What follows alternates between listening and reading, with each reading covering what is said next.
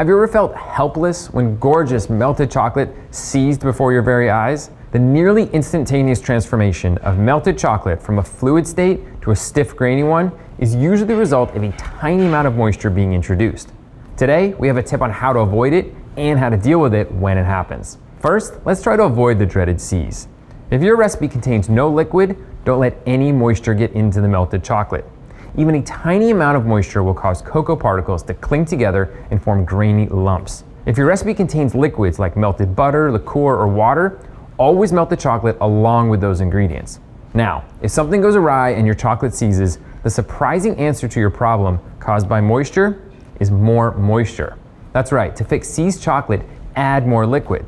Add boiling water to the chocolate, 1 teaspoon at a time, stirring vigorously after each addition until smooth. When you add liquid, your chocolate will return to a fluid state as the clump particles dissolve.